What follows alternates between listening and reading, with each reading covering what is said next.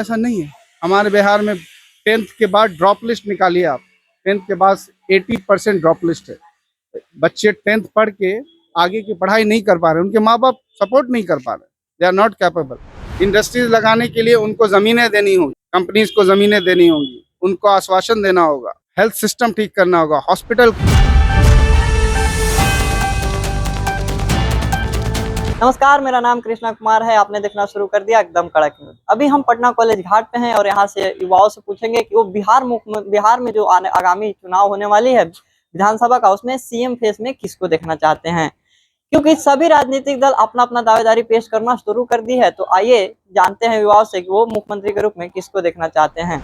अभी हमारे देश में बेरोजगारी, शिक्षा में गुणवत्ता की कमी, साफ सफाई में भी कमी, ये एक अलग समस्या है। लेकिन सरकार हम लोगों को, जनता को एक अलग मुद्दे पे फंसाना चाहती है। इस पे आपका क्या कहना है?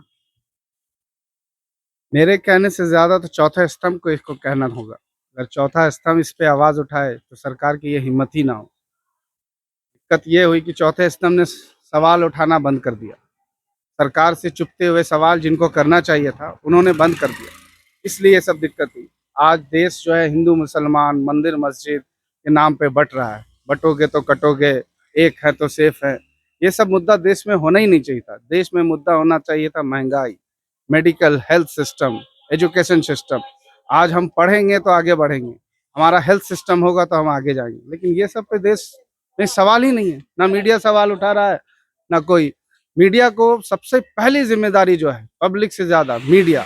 अगर चौथा स्तंभ काम करना शुरू कर दे तो किसी सरकार की हिम्मत नहीं है कि इन सब मुद्दों पे आगे बढ़े। तो अभी आप रोड पे क्यों घूम रहे हैं? क्या आपको रोजगार नहीं मिला? नहीं, जॉब तो हम करते हैं लेकिन रोजगार की कमी है इस मुल्क में। काफी लाखों लाख पढ़े लिखे बेरोजगार घूम रहे हैं, जिनके पास जॉब नहीं है। हम ये नहीं कहते हैं कि वो उनको सरकारी जॉब मिले, बट सरकार कुछ ऐसा सिस्टम लाए। जैसे हमारे बिहार में आईटीज कंपनीज नहीं है, इंडस्ट्रीज नहीं है। सरकार को इस पे जोर देना चाहिए, इंडस्ट्री लाए, आईटी कंपनी लाए, रोजगार पैदा करे। प्राइवेट जॉब ही सही, जो भी पढ़े लिखे हों, 10th करें, 11th करें, 12th करें, इनको हर को रोजगार मिले। आज साउथ में जाइए आप, कर्नाटका, केरला, तमिलनाडु, आंध्र प्रदेश, तेलंगाना, ये सब के लोग कभी बहुत कम आपको नॉर्थ में देखेंगे काम करते हुए। क्यों? क्योंकि जीरो लेवल से लेके हाई लेवल तक वहाँ जॉब्स है। वहाँ प्यून के भी जॉब है, वहाँ 4th सीट के भी जॉब है, वहाँ आईएएस के भी जॉब है, वहाँ मेडिकल सिस्टम पे भी जॉब। क्यों? क्योंकि वहाँ एजुकेशन, वहाँ कंपनीज है। आज हमारे बिहार में ऐसा नहीं है। हमारे बिहार में 10th के बाद ड्रॉप लिस्ट निकालिए आप। 10th के बाद 80% ड्रॉप लिस्ट है।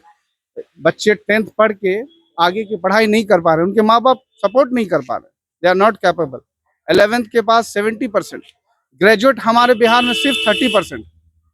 तो जब तक एजुकेशन सिस्टम अच्छा नहीं होगा, हेल्थ सिस्टम अच्छा नहीं होगा, कोई भी देश आगे नहीं बढ़ेगा।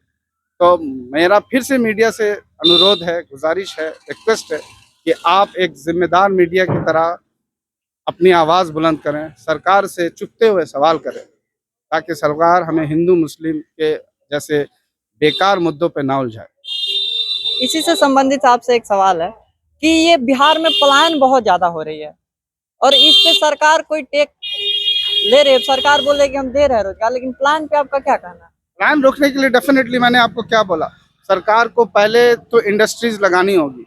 इंडस्ट्रीज लगाने के लिए उनको ज़मीनें देनी होगी, कंपनीज को ज़मीनें देनी होंगी, उनको आश्वासन देना होगा, हेल्थ सिस्टम ठीक करना होगा, हॉस्पिटल खोलने होंगे, रोजगार पैदा करने होंगे, तभी प्लान रुकेगा। रोजगार पैदा होगा उसके बाद ही प्लान रुकेगा। हिंदू मुसलमान के मुद्दे पे ना उलझाए सरकार। प्लान रोकना है, रोजगार देना है, एजुकेशन सिस्टम ठीक करना है। और इस सब में थोड़ी बहुत हमारी भी जिम्मेदारी है। हम सब जनता भी मिलकर इस पे आवाज उठाए और अपनी आवाज बुलंद करें। अभी इसी बीच अक्टूबर में बिहार विधानसभा की चुनाव होने वाली है, तो इन सब मुद्दाओं को देखते हुए आप कैसे नेता को चुनना चाहेंगे? नेता वही हो जो कम से कम देश को उलझान है। पार्टी वो हो, देखिए सब पार्टी ऑलमोस्ट सेम होती है। हमारा तो सब पे विश्वास उठ चुका है। वादे तो सब करके आते हैं लेकिन कोई पूरा नहीं करता। लास्ट में करप्शन सबसे पहले खत्म होनी चाहिए। ये सब पार्टियों से करप्शन खत्म हो। हम लोग को तो ऑप्शन नहीं है कि एक को चुनना है, तो चुनेंगे उसी को जो बेहतर बिहार का वादा करे, बेहतर विकसित बिहार, एजुकेटेड बिहार, हेल्थ में उजागर बिहार, हमारे मरीज यहाँ से दिल्ली और बॉम्बे इलाज के लिए ना जाएं, उनका इलाज बिहार में हो, हमारे बच्चे पढ़ने के लिए दिल्ली, बॉम्बे, मद्रास ना जाएं, यहीं हो, पढ़ के उनको यहीं जॉब मिले। ये सब हमारी एक्सपेक्टेशन है। जो सरकार ये पूरा करेगी, हमारा वोट उन्हीं को जाएगा। क्या आप जो जो मुद्दे बोले, उस मुद्दे को लेकर कोई आपके नजर में ऐसा नेता है जिनको आप चुनना चाहें? किसी पर्टिकुलर नेता का नाम तो हम नहीं लेना चाहेंगे कि कोई नेता, हाँ ऑफ कोर्स तेजस्वी यंग है, थोड़ा उनके लिए हमारा दिल नहीं, यंग जितने भी यंग लोग हैं, लास्ट टाइम भी वो जब सरकार में आए थे तो उन्होंने जॉब्स दिया था और उनका मुद्दा था जॉब्स देने का। तो अगर वो अच्छा काम करेंगे तो हमारा वोट तेजस्वी को जाएगा, लेकिन ज़रूरी नहीं। चिराग पासवान भी हैं, यंग लीडर हैं, अगर वो अच्छा काम करे तो उनको भी जा सकता है। और एक हमारे नए प्रशांत किशोर साहब हैं, तो ये सबसे अलग हैं। तो जो अच्छा काम करेगा हम लोग उसी को चुनेंगे।